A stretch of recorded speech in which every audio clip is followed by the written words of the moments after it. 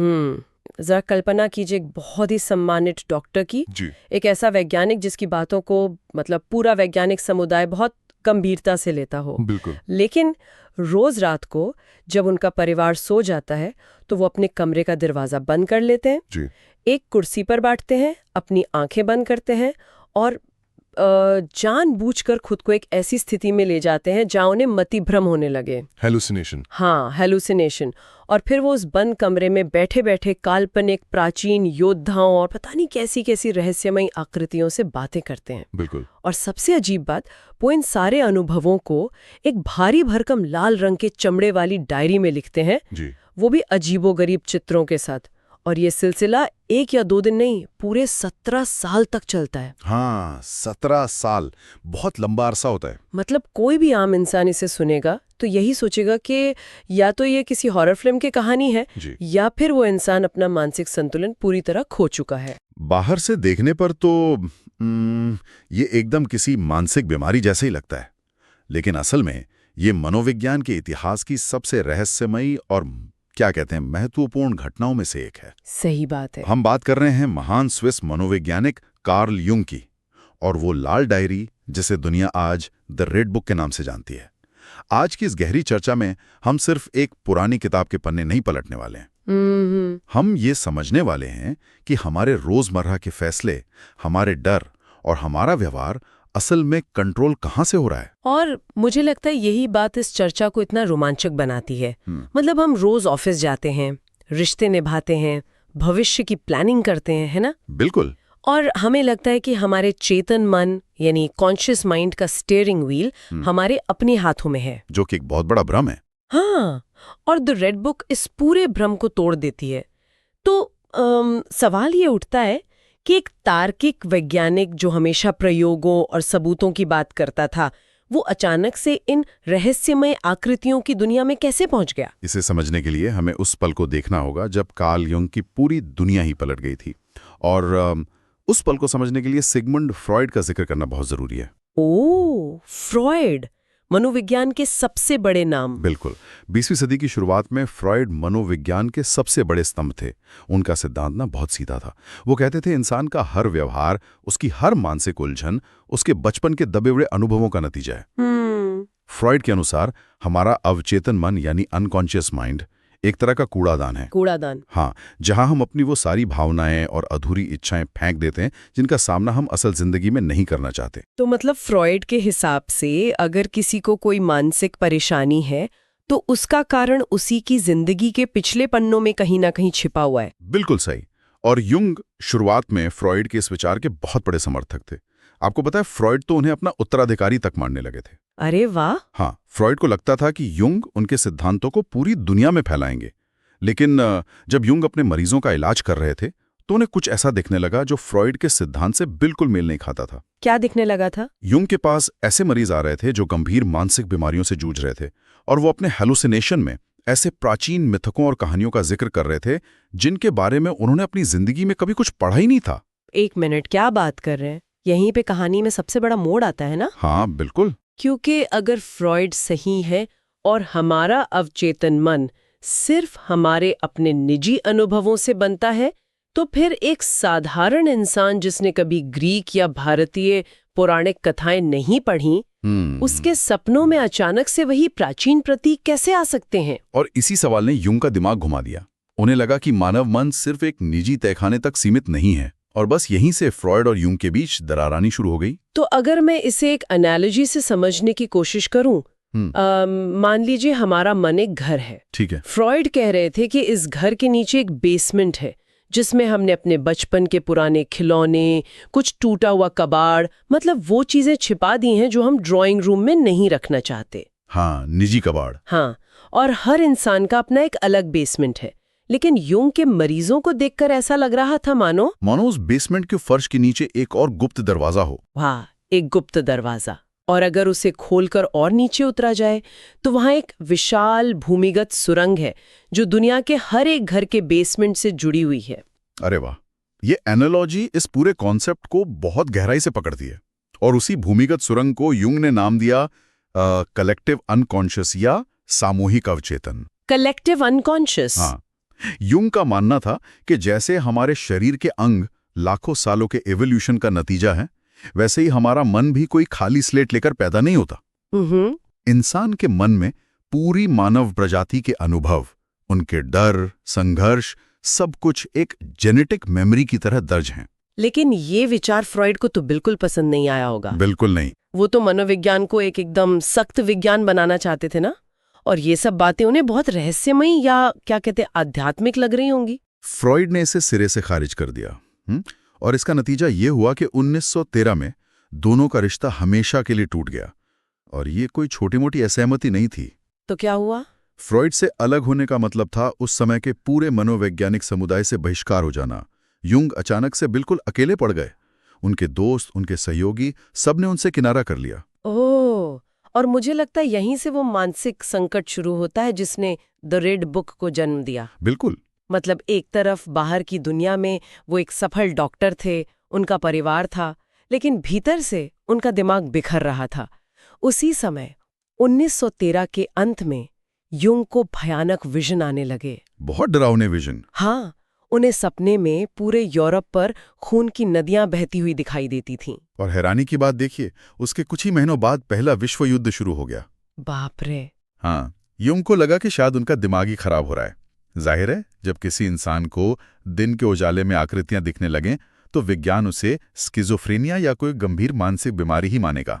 तो फिर युंग ने खुद को एक पागलखाने में भर्ती क्यों नहीं किया? मतलब वो खुद एक डॉक्टर थे, वो जानते थे कि मतिभ्रम होना कोई अच्छी बात तो है नहीं। हाँ, वो जानते थे। तो वो अपनी इन कल्पनाओं को बीमारी मानने के बजाय उनका पीछा क्यों करने लगे? क्योंकि युंग ने एक बहुत ही साहसिक कदम उठाया। उन्होंने अपने संकट से भागने या दवाइयों से इसे दबाने के बजाय इसके ठीक बीच में उतरने का फैसला किया। और यहीं पर उन्होंने एक नई तकनीक का आविष्कार किया, जिसे उन्होंने एक्टिव इमेजिनेशन कहा। Active imagination. तो ये दिन में सपने देखने, मतलब डे ड्रीमिंग से कैसे अलग है? क्योंकि खुली आंखों से सपने तो हर कोई देखता है। बहुत अलग है। देखिए, दिन में सपने देखने में हमारा चेतन मन या ईगो हावी रहता है। अच्छा। हाँ, हम तय करते हैं कि कहानी कैसे आगे बढ़ेगी। हम खुद को एक हीरो की तरह देखते हैं। लेकिन एक्टिव इमेजिनेशन में युंग अपने मन की लगाम पूरी तरह छोड़ देते थे। वो अपने अवचेतन से उभरने वाली आकृतियों को खुद से काम करने देते थे। वो बस एक दर्शक और एक, क्या कहते हैं, वार्ताकार की तरह वहां मौजूद रहते थे। मतलब जैसे कोई रिपोर्टर किसी अनजान जगह पर जाकर वहां के लोगों का इंटरव्यू लेता है। हाँ, कुछ वैसा ही। जब युंग के सामने कोई डरावनी आकृति आती तो वो घबराकर आंखें नहीं खोलते थे। अच्छा। वो पूरे होश में रहकर उससे सवाल पूछते थे, तुम कौन हो, यहाँ क्यों आए हो? और सबसे दिलचस्प बात यह थी कि वो आकृतियां ऐसे ऐसे जवाब देती थीं जो युंग के अपने तार्किक दिमाग की उपज हो ही नहीं सकती थी। हाँ, मैंने पढ़ा है इस चर्चा के सोर्स में कि ऐसे कई किरदारों का जिक्र है जिनसे युंग ने बात की, जैसे इलाइजा नाम का एक बूढ़ा ज्ञानी व्यक्ति या सलोमे नाम की एक अंधी लड़की। बिल्कुल। लेकिन मेरा एक सवाल है, हमारा मन सीधा सीधा बात क्यों नहीं करता? अगर अवचेतन को कुछ समझाना ही है तो वो कोई सीधा मैसेज क्यों नहीं भेज देता? ये पहेलियां और प्रतीक क्यों? बहुत अच्छा सवाल है। ऐसा इसलिए क्योंकि अवचेतन मन की भाषा शब्द नहीं है। शब्द तो इंसान ने बहुत बाद में बनाया ना। सही कहा। अवचेतन मन भावनाओं और चित्रों की भाषा बोलता है, और इसी भाषा को समझने के लिए युंग ने आर्कीटाइप्स का कॉन्सेप्ट पेश किया। आर्कीटाइप्स, ये शब्द मनोविज्ञान में बहुत सुना जाता है, लेकिन इसका असल में मतलब क्या है? क्या ये हमारे मन के अंदर बैठे कुछ अलग अलग इंसान हैं? इंसान नहीं, इसे एक खाके या टेम्पलेट की तरह समझिए। कलेक्टिव अनकॉन्शियस में मौजूद वो बुनियादी ढांचे जो हर इंसान के भीतर मौजूद हैं। युंग ने दुनिया भर की कहानियों और अपने सपनों का अध्ययन करके ये पाया कि कुछ गिने चुने आर्कीटाइप्स ही हैं जो बार बार अलग अलग रूप में सामने आते हैं। जैसे कि द हीरो यानी नायक, है ना? हाँ, हीरो वो आर्कीटाइप है जो मुश्किलों से लड़ता है और अंधकार पर जीत हासिल करता है। इसी तरह द मदर आर्कीटाइप है जो बिना किसी शर्त के प्यार और सुरक्षा देती है। द वाइज ओल्ड मैन है जो संकट के समय ज्ञान देता है। तो अगर मैं इसे रोजमर्रा की जिंदगी से जोड़कर देखूं, हाँ। जब कोई अचानक किसी बड़ी मुसीबत में फंस जाता है, मान लीजिए कि कहीं आग लगी है, और कोई आम सा इंसान जिसने कभी कोई ट्रेनिंग नहीं ली, वो अपनी जान की परवाह किए बिना किसी अजनबी को बचाने के लिए उस आग में कूद पड़ता है। बिल्कुल। तो क्या उस पल में उसके भीतर का हीरो आर्केटाइप उसका कंट्रोल ले लेता है? ये बहुत ही सटीक उदाहरण है। वो साहस कहीं बाहर से नहीं आया और ना ही उसके चेतन मन ने उस वक्त कोई लॉजिक लगाया कि अरे मुझे जलने का खतरा है। हाँ, लॉजिक तो वहां काम ही नहीं करता। बिल्कुल नहीं। उस पल में कलेक्टिव अनकॉन्शियस में सदियों से सो रहा वो हीरो आर्केटाइप अचानक जाग गया और उसने उस इंसान के व्यवहार को पूरी तरह से चला दिया। क्या बात है। इसी तरह एनिमा और एनिमस नाम के बहुत शक्तिशाली आर्केटाइप्स भी हैं। हाँ, जहां तक मुझे याद है, एनिमा एक पुरुष के भीतर मौजूद स्त्री ऊर्जा है और एनिमस एक स्त्री के भीतर मौजूद पुरुष ऊर्जा है। बिल्कुल सही। लेकिन इसका असल जिंदगी में असर क्या होता है? इसका असर बहुत गहरा होता है। देखिए, समाज एक पुरुष को बचपन से सिखाता है कि उसे सिर्फ तार्किक और कठोर होना चाहिए, उसे रोना नहीं चाहिए। हाँ, लड़के नहीं रोते। बिल्कुल। यानी वो अपनी भावनाओं को दबाने लगता है, अपनी एनिमा को नकारने लगता है। लेकिन जब एक पुरुष अपनी इस स्त्री ऊर्जा को समझ लेता है तो वो ज्यादा संवेदनशील और रचनात्मक बन पाता है।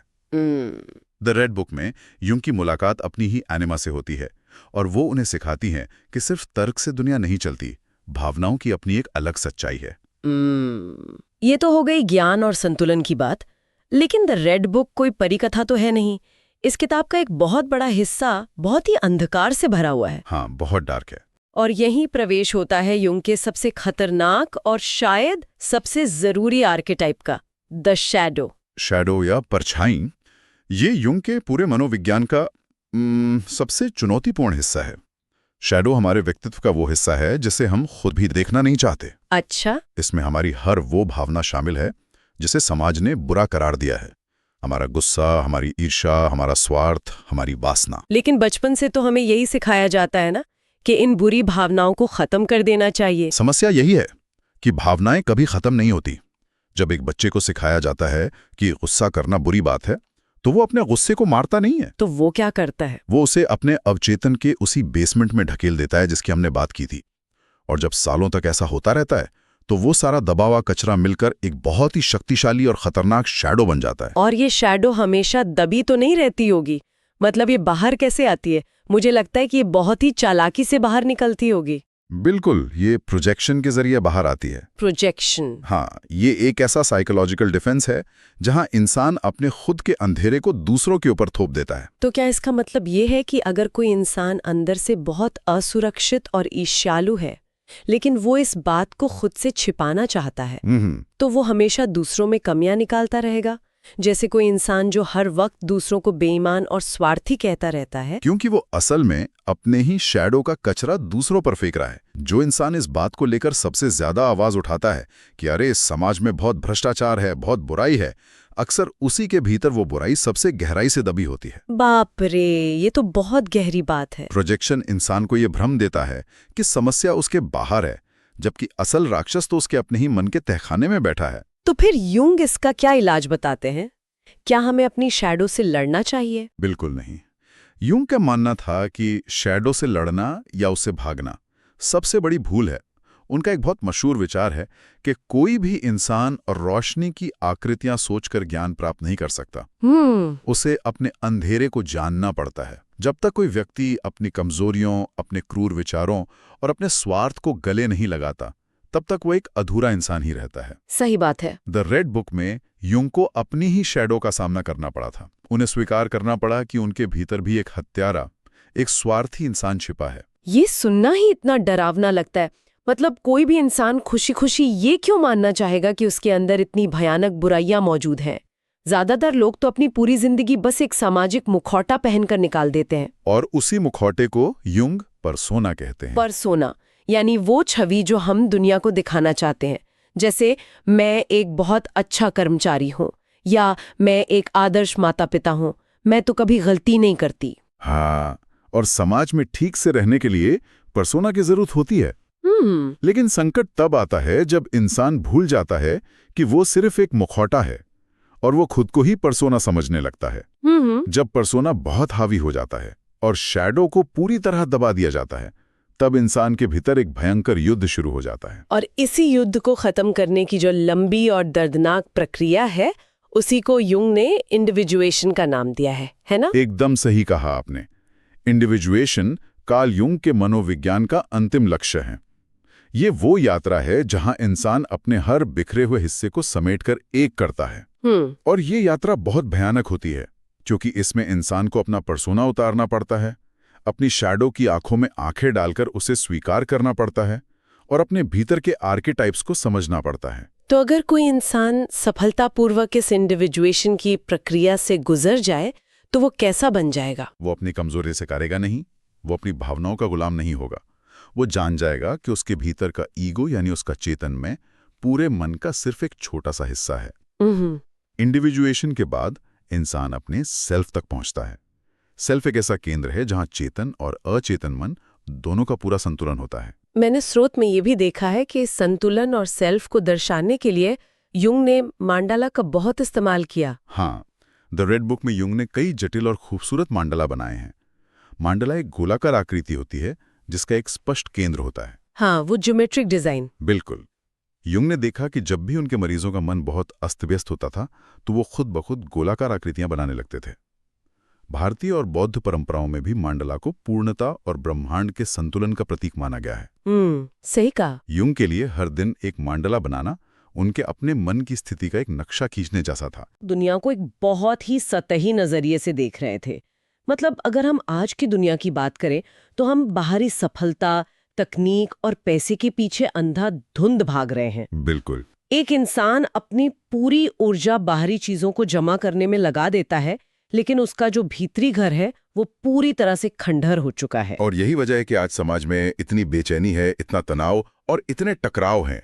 इंसान की आधी से ज्यादा ऊर्जा तो सिर्फ अपने पर्सोना को बनाए रखने और अपनी शैडो को छिपाने में खर्च हो रही है। हाँ, मुखौटा संभालने में। बिल्कुल। द रेड बुक हमें यही चेतावनी देती है कि जो इंसान अपने अंदर नहीं झांकता, उसका अवचेतन मन उसके जीवन के फैसले लेने लगता है और वो इंसान उसे अपनी किस्मत या नियति का नाम दे देता है। ये बहुत बड़ी बात कही आपने। जो चीज हम अपने भीतर नहीं सुलझाते वो बाहरी दुनिया में हमारे सामने एक घटना बनकर खड़ी हो जाती है। मुझे लगता है इंडिविजुएशन सिर्फ एक इंसान की अपनी शांति के लिए जरूरी नहीं है, ये पूरे समाज के लिए जरूरी है। बिल्कुल। क्योंकि जब कोई इंसान अपने खुद के अंधेरे पहलुओं को स्वीकार कर लेता है तो वो दूसरों पर अपनी बुराइयां थोपना यानी प्रोजेक्शन करना बंद कर देता है। उसमें ज्यादा सहानुभूति आ जाती है, वो दूसरों को इतनी जल्दी जज नहीं करता। क्योंकि वो जानता है कि जो बुराई उसे सामने वाले में दिख रही है उसका बीज कहीं ना कहीं उसके खुद के भीतर भी मौजूद है। द रेड बुक की ये चर्चा हमें एक बात तो बहुत स्पष्ट रूप से समझाती है कि मानव मन कोई मशीन नहीं है जिसे सिर्फ तर्कों और केमिकल से समझा जा सके।